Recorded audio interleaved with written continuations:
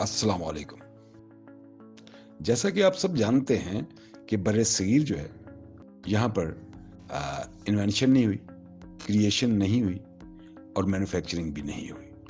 जब ये तीनों काम नहीं होते, तो वो समाज जो है, वो जदीद टेक्नोलॉजी से कभी मुतारफ़ नहीं हो पाता और इसीलिए उसको यूज़र समाज कहा जाता है, सिर्फ़ इस्तेमाल करने वाला।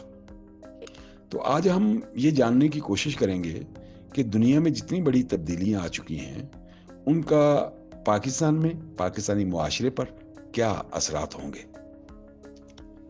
अगर एआई का किरदार मुआशरे में बढ़ गया, तो क्या वो इंसान का मुतबादल हो जाएगा?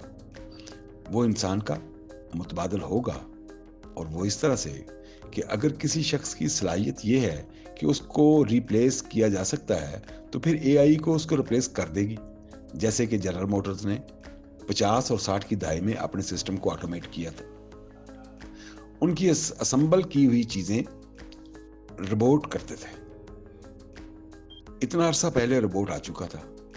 आप जानते हैं कि एआई यानी आर्टिफिशियल इंटेलिजेंस से कौन-कौन से रोजगार जो हैं वो खतरे में पड़ जाएंगे और किन का वजूद दुनिया में नहीं रहेगा। आज हम कोशिश करते हैं कि आपको ये बताएं कि कौन से रोजगार जो हैं वो खत्म हो रहे हैं। फैक्ट्री में जो काम मजदूर या वर्कर्स किया करते हैं, अब उनकी जगह रोबोट्स ले लेंगे।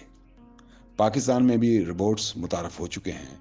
मुस्तकबिल में ऑटो पायलट गाड़ियां भी आ जाएंगी और फिर हवाई जहाज़ों को ऑटो पायलट पर मुंतकिल किया जाएगा। कई तरक्की याफ्ता ममालिक में ज़राअत के लिए रोबोट्स इस्तेमाल किए जा रहे हैं।